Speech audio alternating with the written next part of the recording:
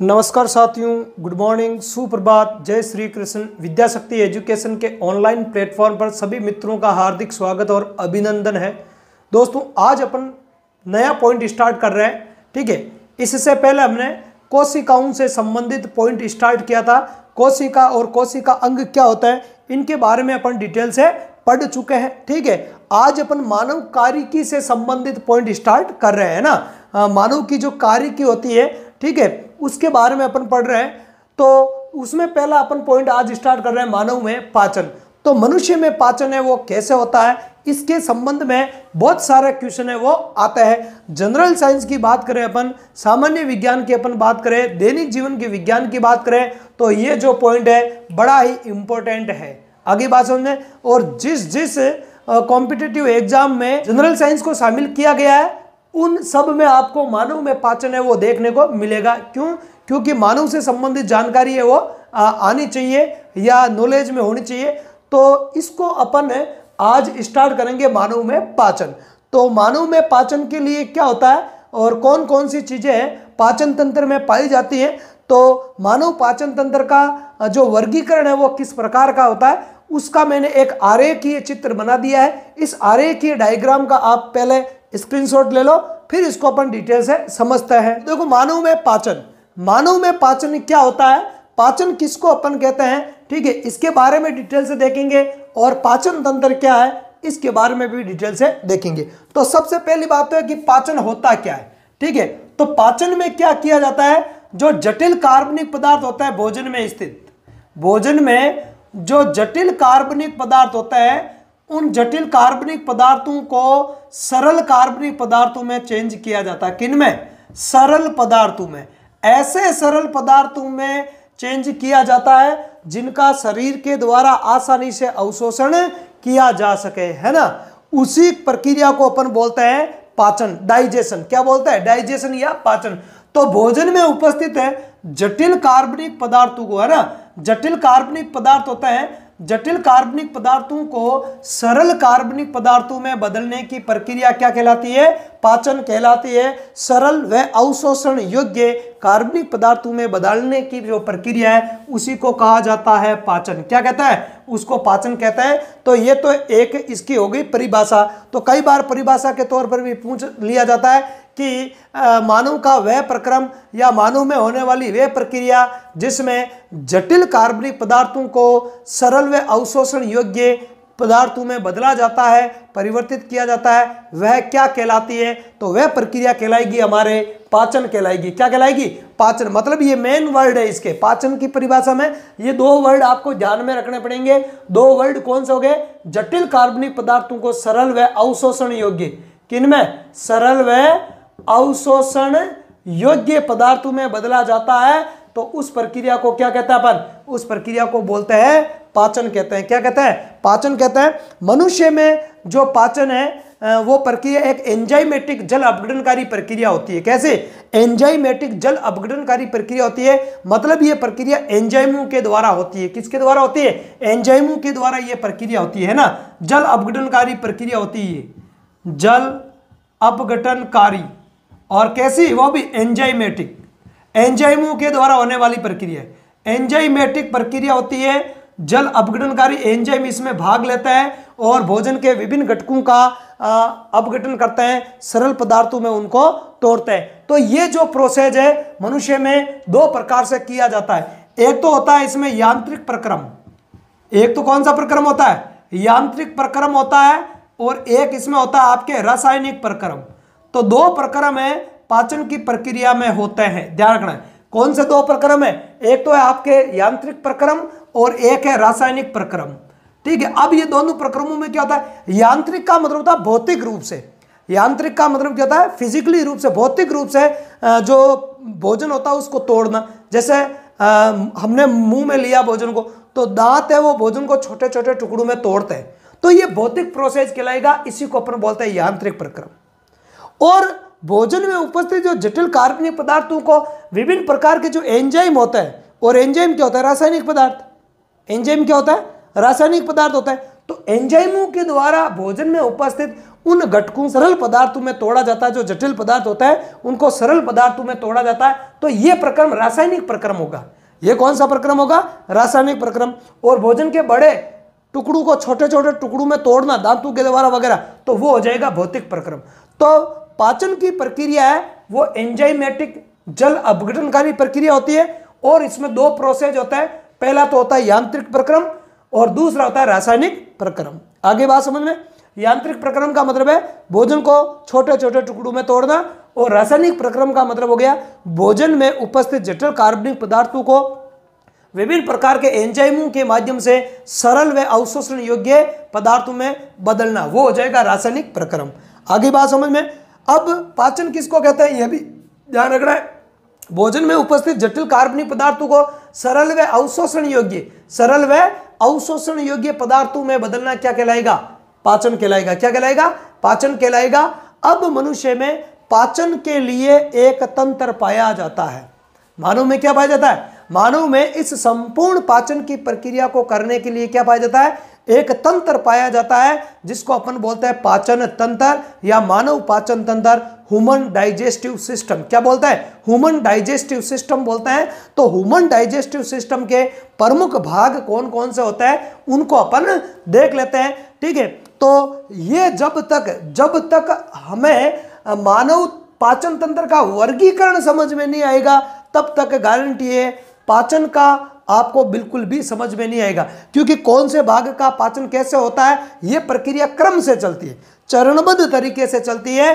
अलग अलग भागों में अलग अलग प्रक्रिया होती है। इसलिए जब तक हमें यह पता नहीं होगा कि कौन सा भाग पहले आता है, कौन सा भाग बाद में आता है, तब तक हम पाचन की प्रक्रिया को नहीं समझ पाएंगे। तो हमें यह पता होना चाहिए कि पाचन तंत्र का कौन सा भाग पहले आ रहा है, कौन सा भाग बाद में आ रहा है, कौन से भाग में कौन से एंजाइम होते हैं। ठीक है, यह हमें मालूम होगा तो ही हम पाचन की प्रक्रिया को समझ सकते हैं। तो पहली और अनिवार्य आवश्यकता यह है कि हमें पाचन तंत्र की स्थिति नॉलेज में होनी चाहिए। कौन सा भाग पहले आता है, कौन सा भाग बाद में, तो ही आपको पाचन है वो समझ में आएगा और लॉन्ग टाइम तक याद रहेगा। अदरवाइज आप उस चीज को याद नहीं रख पाओगे, शाम को पढ़ोगे सुबह वापस भूल जाओगे। क्यों? क्योंकि आपको वो क्रम याद नहीं। तो हमें वो क्रम याद रहना चाहिए। तो क्रम कौन सा है, कैसा है क्रम, वो हम तब जान पाएंगे जब हम पाचन तंत्र का वर्गीकरण अच्छे से कर पाएंगे। तो इस वर्गीकरण को मैंने अच्छे प्रकार से कर दिया है। कौन से भाग के कितने नाम होते हैं ये भी लिख दिए, क्योंकि कई किताबों में इनके अलग अलग नाम होते हैं ना। एक नाम दे दिया, दूसरा नाम देता नहीं है। आप दूसरी किताब पढ़ते हो उसमें दूसरा नाम मिल जाता है, फिर वो जो पहले वाली किताब में पढ़ा है वो नाम आपको नहीं मिलता है। तो आपके हमेशा पाचन तंत्र के संबंध में कन्फ्यूजन बनी ही रहती है। तो उन सारे भागों को मैंने एक साथ लिख दिया है और आपके किसी प्रकार की कोई कंफ्यूजन नहीं होगी, ये मैं गारंटी देता हूं। आप 10 किताबों में से पढ़ लेना, ये एक पढ़ लेना, 10 किताबें पढ़ लेना और ये एक किताब पढ़ लेना, या ये एक क्लास देख लेना। ठीक है, मेरी क्लास से कंटिन्यू देख लेना। जनरल साइंस में आपको किसी प्रकार की कोई प्रॉब्लम नहीं आने दूंगा, ये मैं 100% जिम्मेदारी के साथ कहता हूं। तो बात करते हैं अपन मानव पाचन तंत्र के वर्गीकरण की। ठीक है, तो मानव पाचन तंत्र को 2 भागों में बांटा गया है। कितने भागों में बांटा गया है? मानव पाचन तंत्र को 2 भागों में बांटा गया है। एक भाग तो है आपके आहार नाल, एक भाग क्या हो जाएगा? एक भाग हो जाएगा आहार नाल। ठीक है, भाग 1 मानव पाचन तंत्र, भाग 1 पहला भाग है आहार नाल और इसका दूसरा भाग है पाचक ग्रंथियां। दूसरा भाग क्या है? पाचक ग्रंथियां। तो मानव पाचन तंत्र के कितने भाग हो गए? 2 भाग हो गए। एक भाग हो गया आहार नाल हो गया और दूसरा भाग हो गया पाचक ग्रंथियां। आगे बात समझ में? अब अपन देखते हैं पहला भाग। ठीक है, हालांकि इनके वर्गीकरण ही किया, इनके बारे में डिटेल से अपन 1 बाय 1 करके एक एक वीडियो में आगे से आगे पढ़ेंगे। अभी हमें ये स्थिति समझ में आनी चाहिए कि मानव पाचन तंत्र है वो होता क्या, कैसा है। ठीक है, तो आहार नाल के विभिन्न भाग होते हैं। आहार नाल को मुख्यतः अपन 8 भागों में बांटते हैं। कितने भागों में बांटते हैं? 8 बड़े भागों में बांटते हैं। पहला जो इसका भाग है वो है हमारे मुख, माउथ, मुख। दूसरा है मुख गुही का। ठीक है, तीसरा जो भाग है यह है ग्रसनी, या इसको बोलता है पायरेंक्स। अब आप अलग अलग किताबें पढ़ोगे तो कोई लेखक ग्रसनी लिख देगा, पायरेंक्स नहीं लिखेगा। किसी में पायरेंक्स आ जाएगा तो ग्रसनी नहीं लिखेगा। आगे बात करें। फिर है ग्रसिका, अगला भाग आता है ग्रसिका। ग्रसिका को क्या बोलते हैं? इसोफेगस बोलते हैं। क्या बोलते हैं? इसोफेगस बोलते हैं। ठीक है, अगला भाग है आमाशय। आमाशय जिसको अपन पेट बोलते हैं, स्टोमच, है ना, स्टोमच अंग्रेजी में।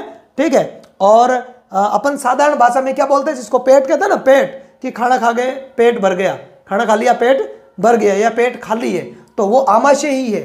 आर नाल का कौन सा भाग है? वो आमाशय। आमाशय को अपन पेट कहते हैं। फिर आता है छोटी आंत। फिर कौन सा भाग आता है? छोटी आंत, जिसको अपन बोलते हैं स्मॉल इंटेस्टाइन। ठीक है, क्या बोलता है? Small intestine. फिर आती है बड़ी आंत, जिसको बोलते हैं अपन लार्ज इंटेस्टाइन। और फिर आता है गुद्दा और गुद्दा द्वार। ठीक है, तो गुद्दा द्वार इसी का भाग होता है। तो फिर आ जाता है गुद्दा या एनुअस। क्या बोलते हैं? एनुअस या गुद्दा बोलते हैं।